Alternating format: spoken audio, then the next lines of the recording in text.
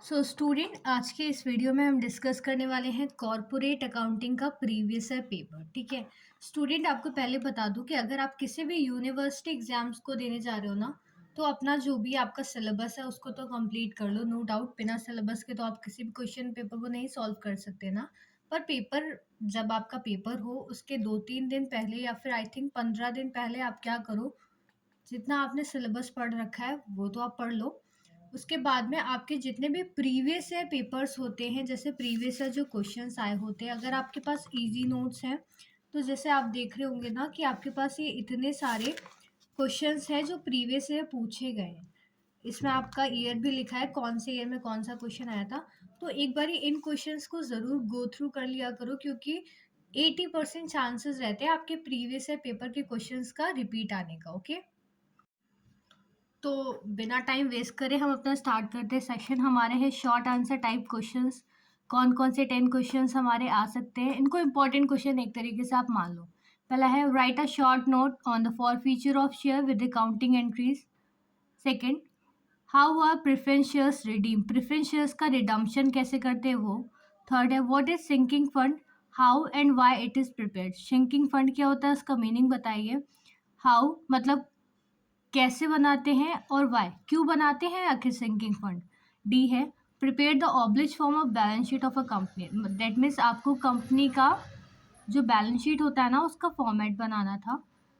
Fifth है आपका what accounting entries are pass at the time of declaration of payment of dividend, जब हम dividend का payment करते हैं तो हमें कौन कौन सी अकाउंटिंग एंट्रीज करनी पड़ती है।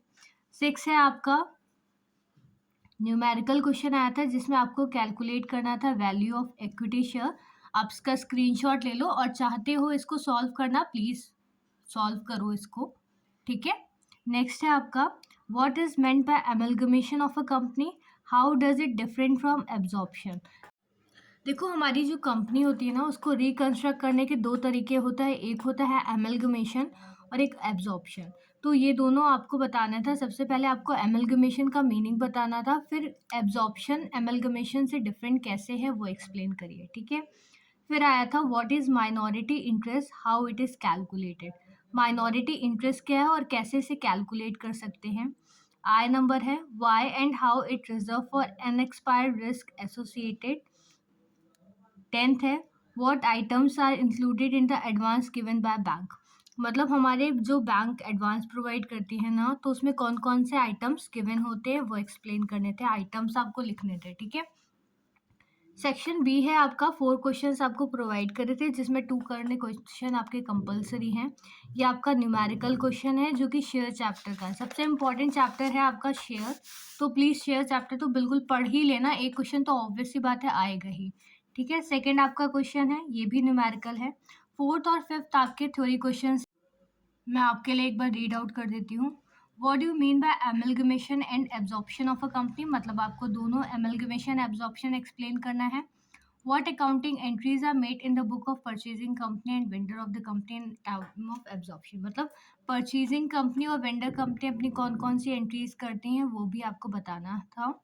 फिफ्थ है mention the various provision of companies act for the preparation of statement of profit and loss account, profit and loss account के टाइम पे हमारी जो कंपनी की वेरियस प्रोविजंस है वो एक्सप्लेन करने हैं।